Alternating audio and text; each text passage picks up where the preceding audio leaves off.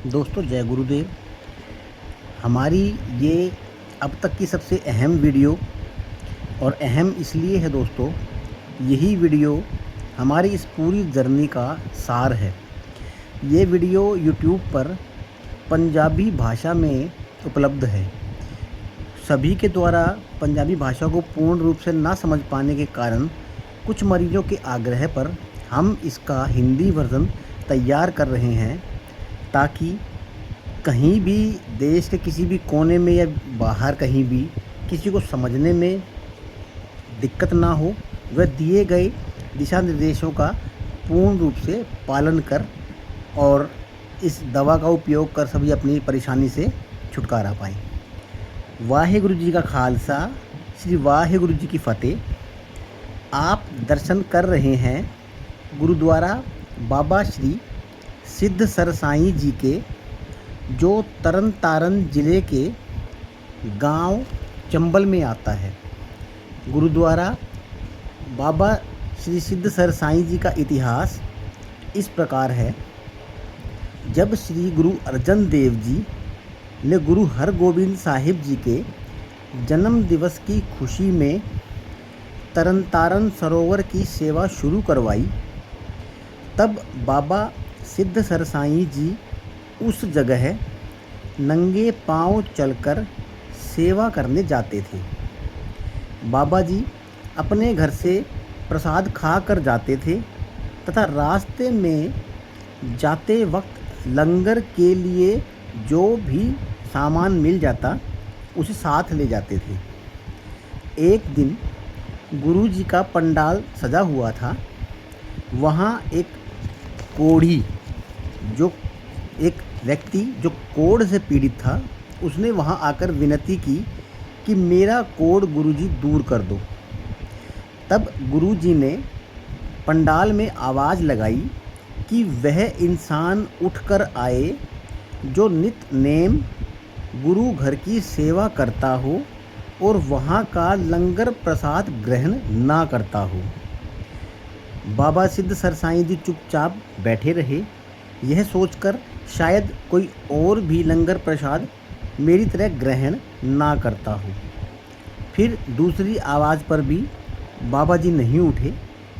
तब तीसरी आवाज़ पर बाबा जी का नाम लेकर बुलाया गया। तब बाबा सिद्ध सरसाई जी गले में पल्ला डालकर उठकर आ गए। गुरुजी ने कहा कि बाबा जी, इस कोढ़ी को पल्ला लगाओ ताकि इसका कोढ़ हर जाए, दूर हो जाए, इससे इसको निजात मिल जाए। पर बाबा जी चुप रहे। दूसरी बार भी बाबा जी चुप रहे।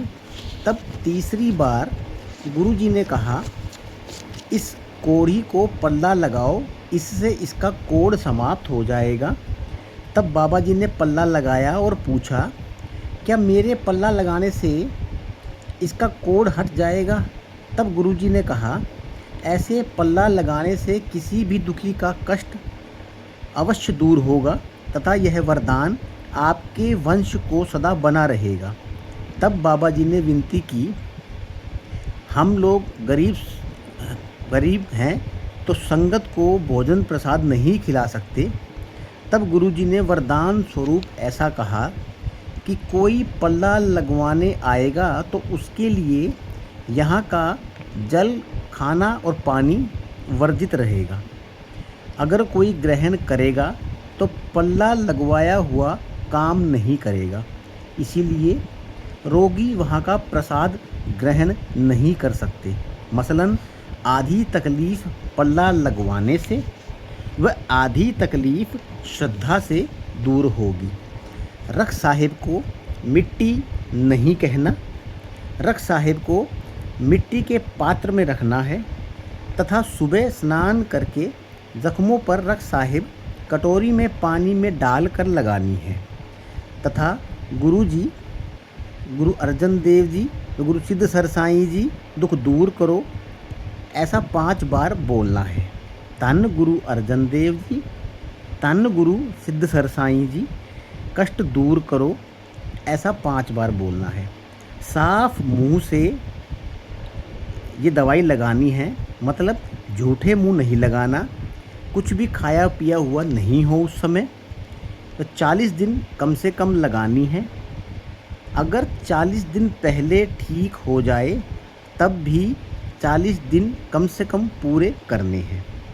बाकी जब तक ठीक ना हो लगाते रहना है। जब आराम आ जाए तब मिट्टी के पात्र सहित रख साहिब को जल प्रवाहित कर देना है। 5-7 कन्याओं को उसके बाद प्रसाद बनाकर खिलाना है, या फिर कहीं भी गुरु घर में लंगर के प्रसाद के लिए सामान भी दे सकते हैं। लत और व्यसनों से दूर रहना है। ना झूठा अपना किसी को देना है, ना किसी का झूठा उस मरीज़ को ग्रहण करना है। चमड़े की चीज़ों से दूर रहना है। ख़ास करके जब रख साहिब का प्रयोग किया जाता है उस दौरान बिल्कुल वर्जित रहेगा। अगर तकलीफ़ बढ़ जाए तो डरना नहीं है। बाकी इसके साथ परहेज़ जो बताए जाते हैं वो बहुत ज़रूरी हैं। तो हमने आपको उसका एज़ इट इज़ पूरा हिंदी वर्जन बताया है ताकि किसी को भी आसानी से समझ आ सके और किसी प्रकार की कोई शंका मन में ना रहे। फिर भी किसी का कोई सवाल हो तो वो हमें कमेंट बॉक्स पर पता कर सकता है, भेज सकता है, पूछने के लिए सवाल डाल सकता है। हमारा नंबर है 97 28 70 11 44। किसी का कोई भी सवाल हो तो वो सवाल पूछ सकता है। जय गुरुदेव, जय गुरु अर्जन देव जी।